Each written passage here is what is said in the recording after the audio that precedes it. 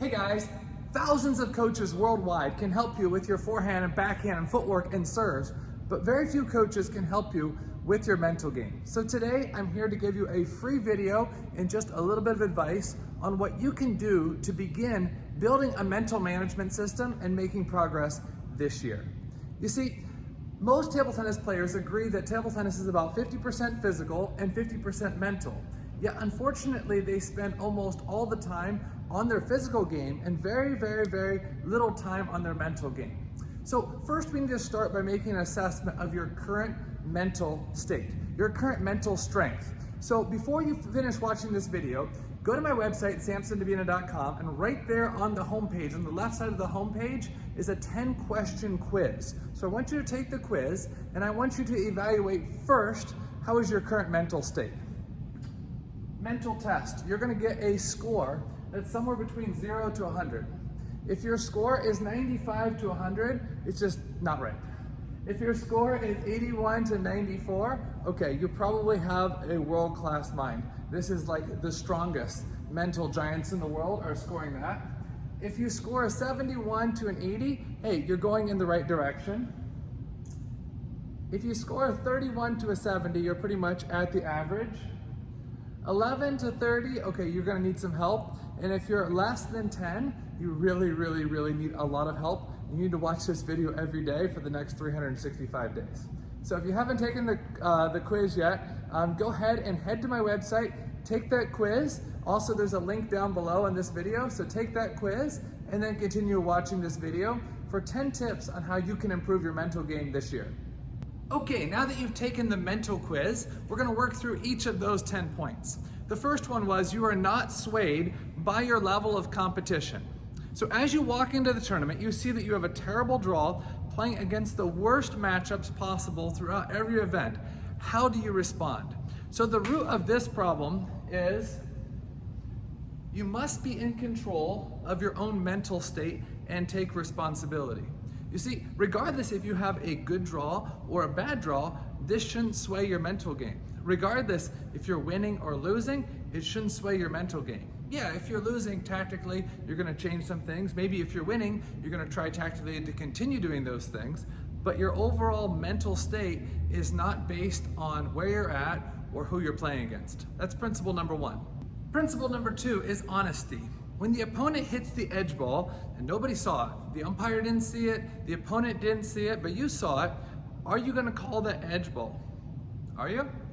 You really want to be able to win honestly. This is part of having a strong mental game, is knowing that you yourself can win and you yourself want to win.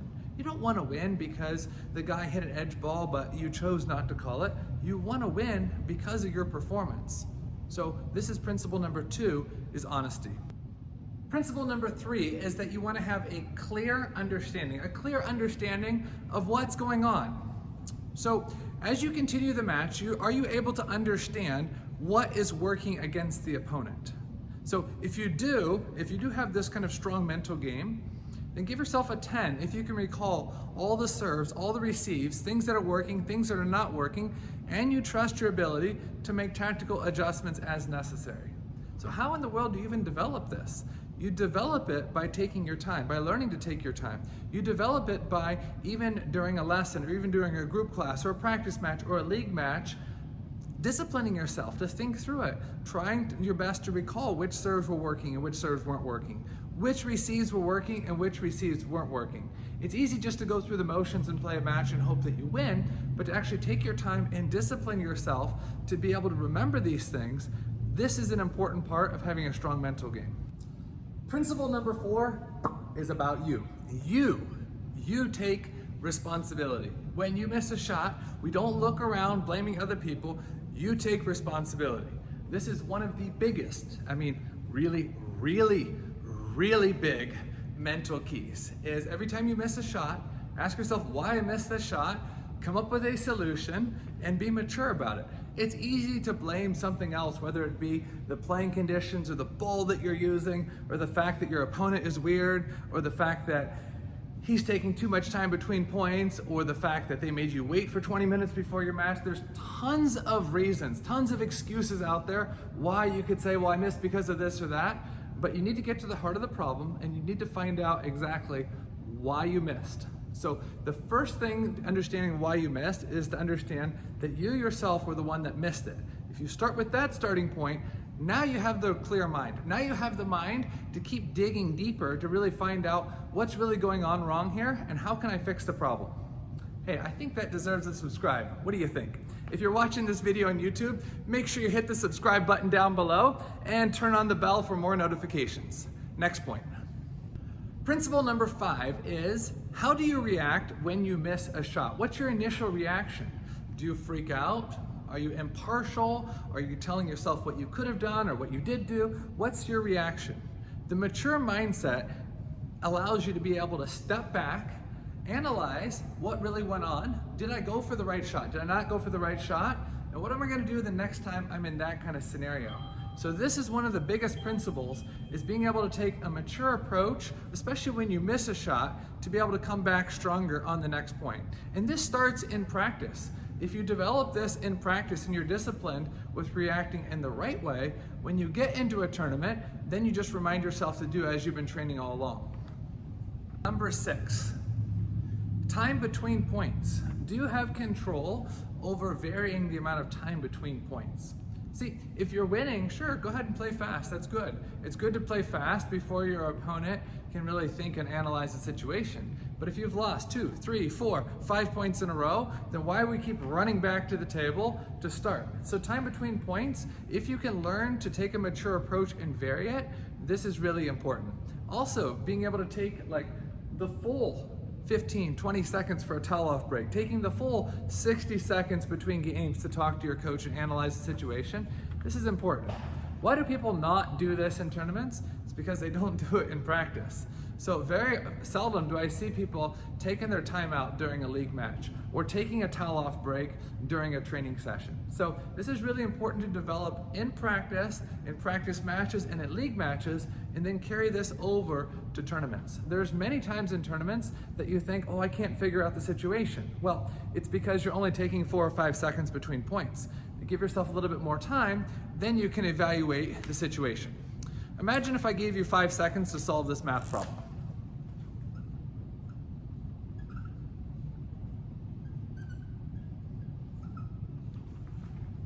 1, 2, 3, 4, 5. I bet you can't do it in 5 seconds. But if I gave you 20 or 25 or 30 seconds, I bet you could figure it out in your mind. So the same principle applies to table tennis when you're playing matches. The longer you have, the more time you have to problem solve. Quiz question number 7. How is your attitude toward your training partners, your teammates, and your friends? So give yourself a 7 to a 10 if you try to have a positive word of encouragement ready to give to somebody. Give yourself a 3 to a 6 if you usually encourage somebody maybe like once a week. And give yourself a 1 to 2 if you just ignore everyone. And give yourself a big 0 if you always have negative comments for everyone and enjoy putting other people down. So why is this an important part of the mental game? Because between matches, if you have a word of encouragement for others, usually it means that you also have a positive attitude about the tournament environment, about yourself, and you're positive going into the match. If you just go around criticizing other people, what does that do? This puts you in a negative, critical mindset, and you don't want to be criticizing yourself going into that match. So yeah, it's good for your own performance, but guess what? It's also good for the team as well. Mental principle number 8 is you know your strengths. This will give you more confidence than anything else. See, confidence is not just this pep talk where you just put your chest out and you just say, I can do it. No, confidence is having the skills and trusting the skills. And if you don't understand what skills you do well, it's pretty difficult to have confidence or trust anything. So having a good skill set and being able to clearly understand what the game plan is going into each match makes you mentally strong. Mental principle number 9, you remember what you were told. I was talking to a coach earlier this year, and the coach said, man, I can't believe that my students, they really don't even remember what I told them. Well, that's a problem, because no matter how good of a coach you are, no matter how much information you give them, whether it be during a lesson, during a camp, during a group class, during a league match, or during a tournament, if they don't remember, it's very difficult. So how are you going to go about remembering it? How are you going to go about remembering what your coach told you to do? You're in the finals of that event at the US Open or the US Nationals. The coach told you something specific and he wants you to remember it. Well, the thing that I've been telling my students this year, and I think this is quite helpful, is do an hour or two of research online and look up, how do you remember names? Or how do I become better at remembering names? So when somebody comes into my business, oftentimes I'll greet them and I'll say, hey, I'm Samson, shake their hand, and then they'll tell me their name. Within the first 1 minute, I like to use their name at least once or twice or sometimes 3 times during the context of our conversation. As they're walking away, I'll say, hey Bill, thanks for coming. And then I'll try to somehow associate their name with some kind of physical characteristic that they have. So why does this help as it relates to this? When your coach tells you something, you should be repeating it out loud once or twice. You should repeat it in your mind once or twice, and then you should have some kind of an association with something so that way you can remember it. Getting the right information is important, but what is your retention rate? If your retention rate is 50%, you're gonna improve like everybody else. If your retention rate is 60 or 70 or 80 or 90%, you can improve faster than other people. Finally, not least, principle number 10. You have a plan. You have a long-term plan. You know where you're going with your game. You know how much you're gonna be practicing each week. You know what your short-term, medium-term, and long-term goals are. You know what needs to be developed. People that have a plan, people that have a weekly schedule, have a daily schedule, tend to be more mentally strong because they know what it takes to get to that level. They have a plan. Every time they step up to the table, they know what they need to be doing, whether it be implementing something new in practice or having confidence to develop that thing and use it more, or the confidence to use it in a tournament. They know what the plan is. So having a long-term plan is one of the best ways to get mentally strong this year. I'm Samson Dubina. Thanks for watching. For more free articles and videos, make sure you subscribe down below. If you're watching this on YouTube, hit the subscribe button and make sure you turn on the bell for more notifications. I'd love to have you here in Akron, Ohio. We've got great training available throughout the whole summer. So even if it's not a summer camp week, even if it's a different week, make sure you contact me. We'd love to have you here in Akron, Ohio. See you soon.